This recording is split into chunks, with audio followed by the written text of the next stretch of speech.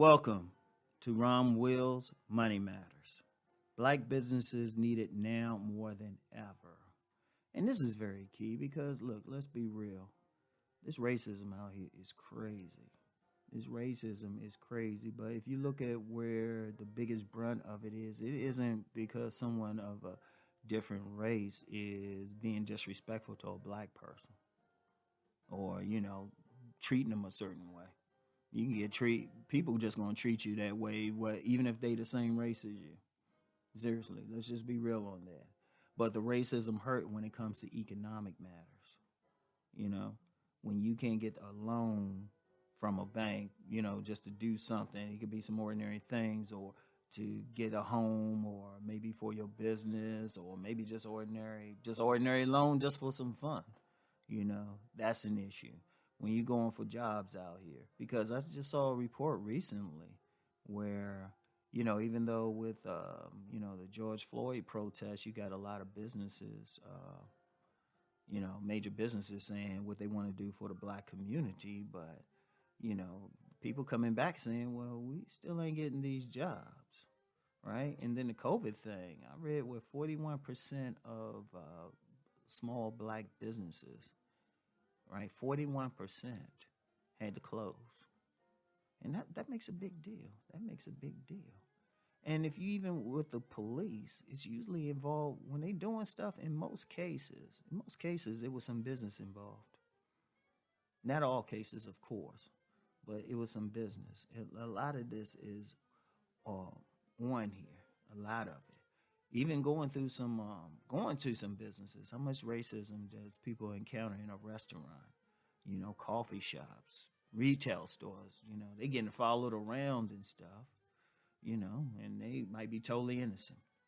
Meanwhile, some preppy white person might do the same thing and walk out with stuff. And trust me, I've seen it.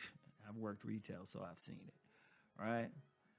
We need the businesses more than everything now. That's going to be the biggest thing, the economic thing. The economic thing. You know what? I'm going to tell you who I was a big fan of. Booker T. Washington. Back in the day. Now, some people say, he was...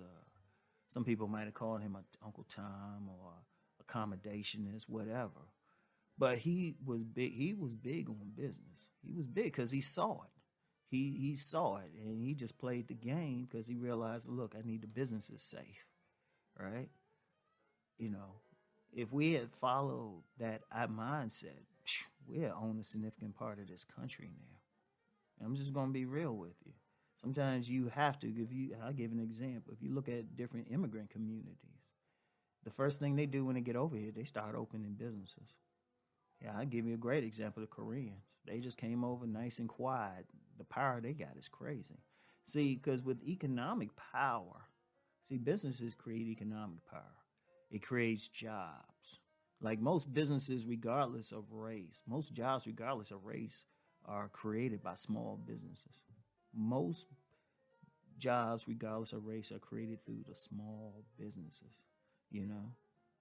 The government, the most they can do is create rules. Yeah, they can have some government jobs, but they can create an environment, but you still have to do the business. And now we need those businesses now more than ever. A lot of stuff is going down. A lot of people are suffering. This COVID and this COVID recession, which at some point people might call depression, is really hurting people. But despite all of that, people still need services.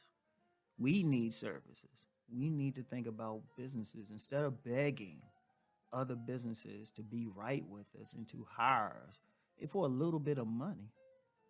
What we need to be doing is figuring out how to create our own businesses. And that's actually happening. And then supporting the businesses, right? And we need businesses, frontline businesses too, not just any business. Yeah, we got a lot of people who they do a lot of stuff that's not necessary. I mean, it's good, but it's not the type that can get people's money right away.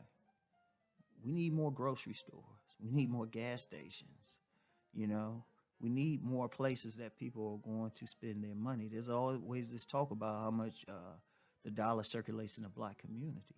How can it? Because the first place people usually go with their money is the grocery store. So how many black-owned grocery stores are there? They go to the gas station. How many black-owned gas stations are there? You know, might go to the corner store. How many corner stores are there?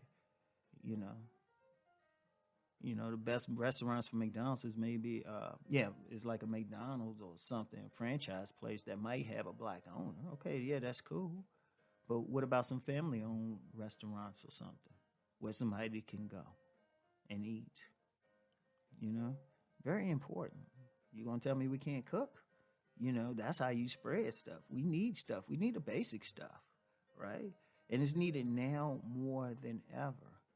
And then, and what mindset we have to have as a community to really make that happen is we have to stop we boycott our own businesses.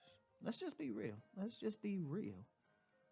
We boycott our own businesses. Because, look, let's be real, because people will say, well, whites won't support that business or something as a cop-out. It's like, no, we the ones not supporting. I remember I was in D.C. and there were like some barbecue places and a soul food restaurant, particularly the soul food restaurant that was near where I was living in Virginia at the time. And you couldn't get in there for the whites. They be in line and stuff. They just want the good food. They will support a good business. That's the beauty of it. If you got a good business. But see, sometimes we boycott our own business. We want the hookup. And I've actually seen that. We want the hookup. And it was like, well, how you going to make money? They giving you a hookup.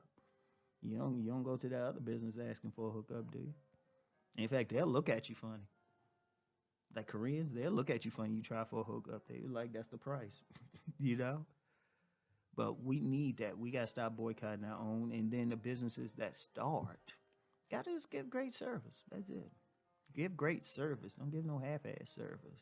Because that's any business. I don't care what the race is. You have a business. It's something that people want. You got to give it. I've seen it. Like there was a vegan restaurant where I was in Baltimore. And it actually closed down. Not because they gave bad service, but COVID. Once again, COVID. But I remember I went in there to eat. Now, these were like Pan-Africanists, and they had plenty of whites in there. So, these businesses can serve everybody, but we need to create them. We need to create the jobs. This is very key, okay? So, you know what? Come on, y'all. Let's get it going. Let's go make that money.